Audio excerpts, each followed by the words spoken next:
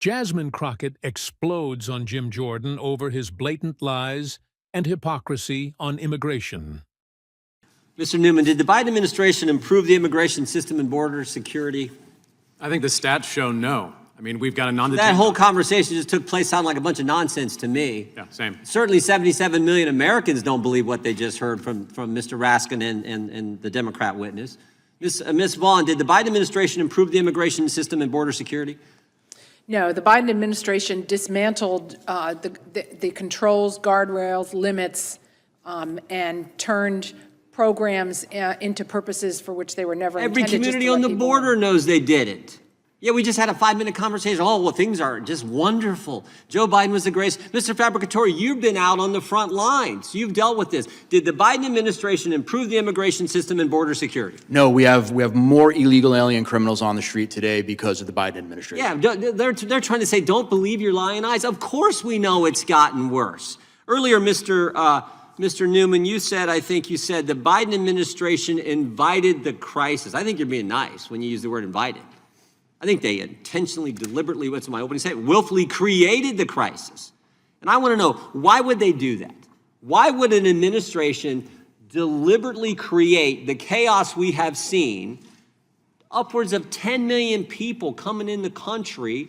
It's interesting, these border communities, that's been the biggest change in voting Democrat to voting Republican has taken place in those communities because they've felt it firsthand. We were in Yuma, Mr. Biggs brought this up, we were in Yuma, Arizona. The cost to the education system, the healthcare system, the public services in those communities, unbelievable.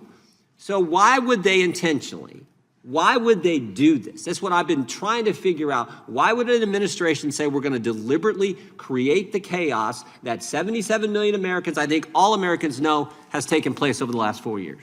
I can't pretend to know the motive of the administration, but what I'm asking you to hazard a guess as an expert in this area. Looking at what they've done and looking at the policies, what's very clear is that there's been an intentional desire to get as many people into the country as possible and keep them here. Ms. Vaughn, can you take a run at that question? Why would they do it? I think all kinds of Americans are asked that question. Why would our government do this to our nation? Because they don't want any limits on immigration and because no one could stop them. Mr. Fabricatore? There was a definite open border agenda at the last 4 years, and that is exactly the way that I see it. You think there's, again, hazard a guess at the motivation. What do you think the motivation is? You know, it's hard to guess at allowing so many illegal aliens to enter into the United States. It's something that when you actually look at it and you look at the numbers, it's unfathomable to even think that many people were allowed, the gotaways, the 2 million gotaways that were allowed in this country, that we have no idea who they are. To me, I have no idea why they would allow that to happen. I don't get it either, particularly when you think about what happens to kids on this journey when they come to the country, what happens to women, the terrible things that take. I don't get it.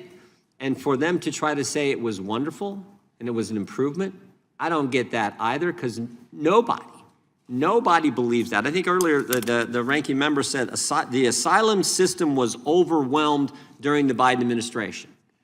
Why was it overwhelmed? Because they just opened everything up. No wall, no way, remain in Mexico. And when you get here, as you pointed out in your testimony, Mr. Fabricatore, you won't be detained, you'll be released.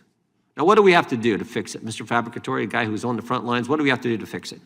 Number one, we need to make sure that we're giving the money to, especially enforcement removal operations, to go out and arrest, detain, and remove illegal aliens. That's the bottom line of what we have to do. We have to say, this is a situation that we have. We need to put money toward this so that we can be effective. Once you start repatriating, once you start removing individuals who came here illegally, that's going to send a message. That's going to create an incentive I think in the right way. Because right now all the incentives are the wrong way. Yes. No wall, no wait, and you won't be detained. Everyone comes. So you got to change those incentives. That will start to do that. It absolutely will. Letting the men and women know of ICE, of ERO, that they have your backing and they can go out on the street and actually enforce the immigration law. That's all that they're asking to do. That's what President Trump wants to do. Yep. He wants to make sure that we go out and the immigration law is actually enforced. 15 seconds, Mr. Newman. I'll give you the last 15. Yeah, but it's that. You have to fund the resources for ICE to get the job done. You have to show to people in this country illegally that you could be caught and you could be sent home. Well, this committee is committed to helping the administration have the resources to enforce the law and fix the problem. I yield back to the chairman. Ms. Crockett. Thank you so much, Mr. Chair. I am going to try to get through a lot quickly. As one of the few people sitting on the dais who actually practice criminal law in the state of Texas, as well as I'm licensed in Arkansas and practice there, as well as federal courts, one of the things that you said earlier, Mr. Beer, really stuck with me, is that there are already laws on the books as it relates to those violent criminals. And I know this because even though I hail from the great city of Dallas, I can tell you that when someone would come in and they were being held in custody for, say, a crime, they also had an ICE hold, okay? And that was for those that had maybe been deported before and had re-entered illegally and things like that. And so no matter what type of city you're in, I do want to be clear, federal law already, no matter if it's under the Biden administration or if it's under a Republican administration, we all agree that we want to be safe. And I think that's the first premise that we're losing, because there isn't something that is tatted on my head that says that I'm a Democrat and therefore you illegal bad person, don't come for me, go for the ones that have the R's on their forehead. Now let me be clear about this as well, because we've talked about crime and we've talked about fentanyl specifically, and this is also something that I have dealt with, unlike some of my other colleagues. And listen, I'm gonna be honest, because I actually wanna fix problems. And I actually have a really good senator in Texas, and I'm sure y'all can guess which one is the good one. But let me tell you, if we care about fentanyl, I have multiple bills for that. I started on the state level before everybody started talking about it, and I have federal bills that my senior senator has signed on to. So I welcome my colleagues because I actually want to make sure that my communities are safe. But as we start to talk about crime and statistics, Mr. Beer, I want to play a little game with you. It's called rhetoric versus reality. And so I want to ask you, my first question, is this rhetoric or reality? Immigrants commit more crimes than US citizens. On a per capita basis? Rhetoric or reality? Oh, it is rhetoric. Okay, thank you so much. Mr. Chair, I'd like to ask for unanimous consent to enter into the record this article, which states that undocumented immigrant offending rate lower than US-born citizen rate, and this is from nij.ojp.gov. Without objection. Thank you so much. The next one, immigrants are just living off the federal government and contribute nothing. That would be rhetoric. Okay, thank you so much. Mr. Chair, I would ask unanimous consent to enter study that says undocumented immigrants pay almost $100 billion in taxes. This is from the Alabama Reflector. Without objection. Thank you so much. My final rhetoric or reality question is immigrants only enter at the southern border. Rhetoric. Okay, right, because they enter all kinds of ways. I just wanted to make sure that I put that out there. In fact, I have a few more questions because I still got a little bit of time, which I usually run out of time.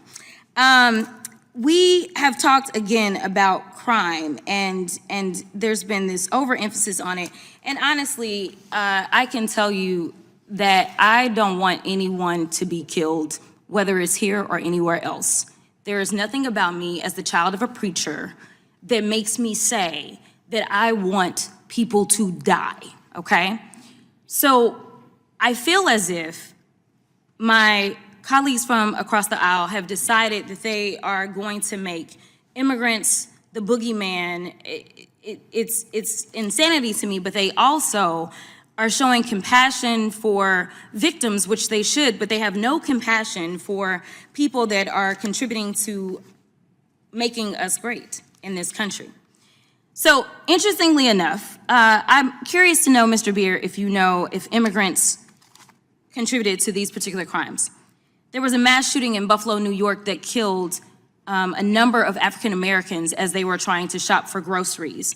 Was the defendant an immigrant in that case? Do you know? No, he was a US-born citizen. Thank you so much. Charleston, South Carolina, there were black churchgoers trying to praise the Lord. They were killed. Was that an immigrant that perpetrated that or not? No, that was a U.S.-born citizen. Thank you so much. Now, coming home to Texas, there was an El Paso shooting. Do you know if that was an immigrant or not?